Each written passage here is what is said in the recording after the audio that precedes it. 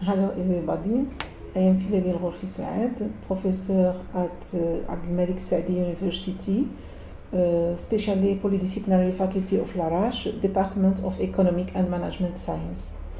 Today I am presenting to you the results of study entitled Occupational Risk in the Hospital Environment during the Health Crisis. This presentation contains the following elements: introduction, problematic issue, methodology, results, and conclusion. In general, the occupational risk is any unpredictable situation that can affect the health of staff. It can be an accident or an occupational disease. It causes the loss of motivation and productivity at work.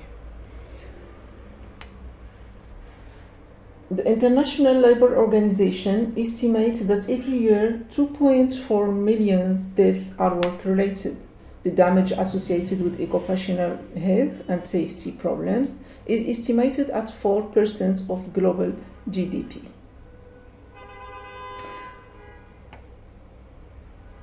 In the health sector in Morocco, the professionals are exposed to various occupational risks, biological, physical, chemical, and ergonomics, and the advance of the COVID-19 pandemic has only made the situation worse. However, there is no national strategy for occupational health and safety in Morocco. The Moroccan legislative framework, the framework law, doesn't address in any of its articles the occupational risk of healthcare professionals. The law neglected the psychological health of employees and moral harassment and specify only the hygienic condition and good practices. So how can we detect these risks in the Moroccan hospital? Let us first point out that there is no national or regional study reports. There is no single document for the assessment of occupational risk in hospital. So we launched an exploratory study, and we administered a questionnaire to the health professional in the North region working in different structures. 152 agreed to respond voluntarily. The majority were the women, 65.6%, and nurses, 65.1%, followed by doctors, technicians, and midwives. Considering the working condition, 25.6% work normal hours, 56.6% work on call hours, 25.3% work overtime, and 91.5% work in shifts. 73.6% climb an accelerated and intensive pace of work. 71% of this task must be done quickly. They confirm that the task requires high concentration, but they claim interruption, 42% claim interruption, which has such consequences that the staff were afraid to make mistakes. 51.3% claimed insufficient support in difficult situations. 46.71% were fear of punishment. So 22% didn't report the error. 75% claimed their exposure to the verbal or physical aggression.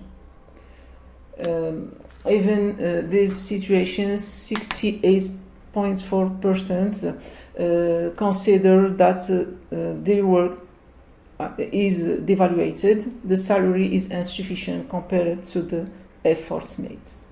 What was the impact of the COVID-19? Since the beginning of the health crisis, 46.1% participated in the COVID unit, and 30.2% were part of the rapid response team. 85.5% have been afraid to being contaminated by COVID. 87.4% are stressed because of the contamination of their colleague. 41.4% are not equipped with personal protective measures. 65.5% suffers from insomnia, and 69.5% don't work safely. Despite this situation, only 2% constitute the psychological self.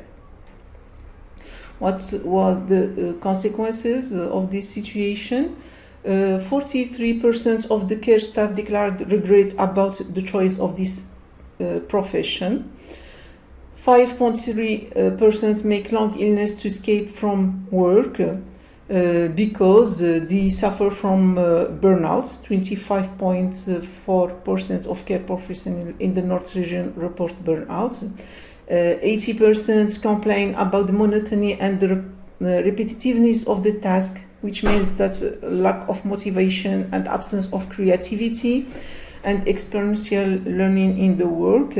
So they suffer from burnout, and 44% lost the meaning of work, which called the burnout. 43.4% suffer from depression, and 4% had dark thoughts. They thought about suicide.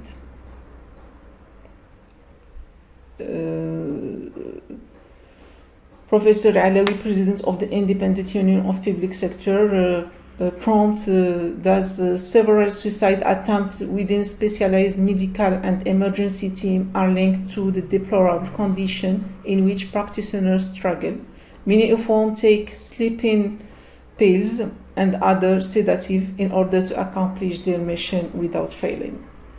In conclusion, these occupational risks require prompt action to avoid stress, burnout, bore-out, brownout, anxiety, and even thoughts of suicide for health care.